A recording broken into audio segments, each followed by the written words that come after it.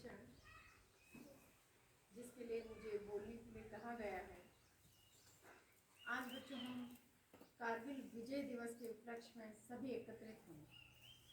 बेटा सही बैठे, सभी सावधान की पोजीशन में बैठेंगे। डंडा मेरे पास ही पड़ा। कारगिल विजय दिवस जिसे ऑपरेशन विजय दिवस के नाम से भी जाना जाता है और भारत देश के लिए वो इतिहास में स्वर्णिम अक्षरों में लिखा गया दिन था। तो बच्चों आज ही हम क्यों मना रहे हैं? हम जानते हैं कि 1999 में कारगिल विजय ऑपरेशन चलाया गया था, लेकिन आज के दिन ही क्यों मनाया जा रहा है? तो इसका जवाब ये है कि हम 25 वर्ष पूरे हो गए। कितने वर्ष पूरे हो गए? 25। सिल्वर जुबली हम कारगिल विजय दिवस की मना रहे हैं।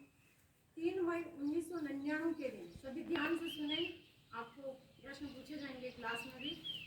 3 मई 1999 को ये युद्ध चला और 7 दिनों तक चला। मई, जून, जुलाई, कम से कम 3 महीने तक युद्ध चला था और इसमें आखिर में हमने विजय प्राप्त करी। एक ऐसा काला दिन भी कह सकते हैं इस दिन को कि किस तरह से पाकिस्तान के लगभग 15,000 घुसपैठ हमारे देश की सीमा में आ गए थे और 18,000 की ऊंची पहाड़ियाँ जिनका नाम कारगिल, टाइगर हिल, इस तरह की हिल के ऊपर उन आतंकवादियों का कब्जा हो गया था। और सोचो कि इतनी बड़ी 5-5 हज़ार किलोमीटर की ऊपर की पहाड़ियों पर ये घुसपैठ बैठे हुए थे और हमारी सेना नीचे थी। पाकिस्तानी घुसपैठ के लोग ऊपर थे। मतलब उनसे संघर्ष करना बहुत ही संघर्ष भरा रहा था। लेकिन आज का दिन उन्हीं के अदम्य शौर्य और वीरता के लिए जाना जाता है। तो हमारे सैनिकों ने भी बिल्कुल हिम्मत नहीं हारी और 2 महीनों तक जो बिल्कुल विपरीत परिस्थितियों का युद्ध था उन्होंने लड़ा। इसमें कम से कम 1300 सैनिक घायल हो गए थे। कितने? 1300। 1999 के कारगिल युद्ध के अंदर घायल हुए थे और कम से कम इतने आंकड़े तो नहीं है, लेकिन संभावित आंकड़े है कि 527 हमारे देश के सैनिक शहीद हुए थे।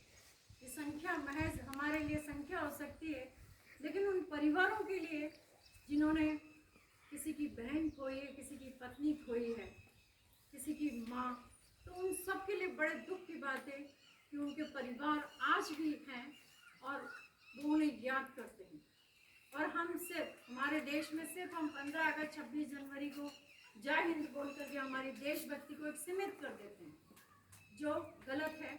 कम से कम हम उन वीर सैनिकों के परिवारों के प्रति भी सहानुभूति रखें कि किस तरह से वो देश के लिए लड़ गए थे।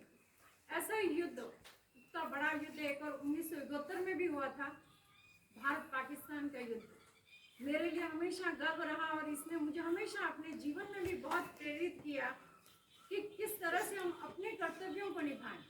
अभी मैं जाकर के बॉर्डर पे तो नहीं लड़ सकती, आप भी नहीं लड़ सकते, लेकिन आप तो और भी ऐसी क्षमताएं विकसित कर सकते हैं कि आगे जाके ऐसी फोर्स को ज्वाइन करें, पुलिस में जाएं, बीएसएफ में जाएं। जिस तरह से अभी महिलाएं जा रही हैं, तो आप लोग ऐसे भाग ले पाएंगे अगर आपके अंदर देशभक्ति की भावना है और देश की सेवा करना चाहते हैं। तो खुद मेरे पिता भी 1971 जो भारत पाकिस्तान युद्ध हुआ था उसमें विजेता रहे थे। उनके कई मेडल पाकिस्तान की विजय के लगे हुए हैं और यही नहीं, हर वर्ष मेरे पूरे परिवार को सम्मानित किया जाता है। कम से कम 5 दिन तक वो हरियाणा में रहते हैं, कभी दिल्ली में रहते हैं। 69 आर्मर्ड रेजिमेंट से थे मेरे पापा और वो युद्ध की कई बातें मुझसे शेयर भी करते हैं तो बड़ा जोश आता है।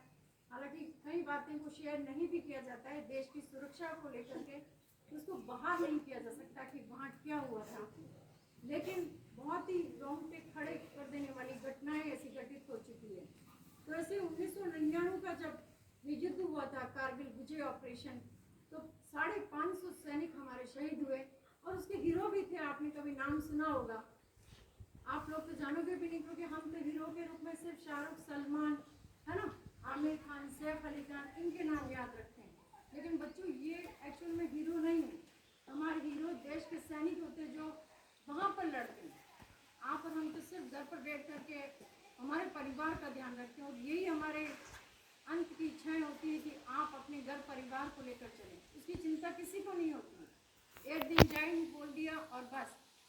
लेकिन और वो इतने फिट होते हैं, एक सोल्जर फिजिकल रूप से इतना फिट होता है। सोचो किसी की बीमारी हो जाती है तो हम इतना इलाज करवाते, किसी की किडनी फेल है, कैंसर है, तो आप पूरी अपनी तनख्वाह लगाकर खत्म कर देते हो, लेकिन वहाँ पर तो हर रोज मेडिकल फिटनेस का सर्टिफिकेट देना होता है, जिनके अंग सभी स्वस्थ होते हैं। और ऐसे लोग तुरंत एक गोली में आतंकवादियों की घुसपैठ से मारे जाते हैं, ऐसे बिल्कुल फिट सोल्जर्स। तो ऐसे 1999 के अंदर कुछ हीरोज के नाम है, जैसे कैप्टन विक्रम बत्रा। नाम सुना किसी ने? नहीं सुना। क्यों सुनोगे? क्योंकि उधर हमारा ध्यान ही नहीं है। एक थे कैप्टन सौरभ कालिया। कैप्टन सौरभ कालिया के बारे में तो बच्चों ये कहा जाता है कि उन्हें कम से कम 22 दिनों तक प्रताड़ित किया गया था।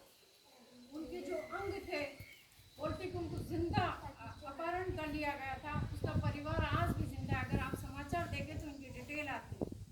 तो उनके ये स्किन को काट करके उनके गुप्तांगों के अंदर अंगों को काट करके मिर्ची भर दी गई थी। क्या मिर्ची भर दी गई थी? उन्हें बिल्कुल एक हलाल किया जाता और जिस तरह से शरीर पर शारीरिक यातनाएं दी गई और उसके बाद उनको मार दिया गया।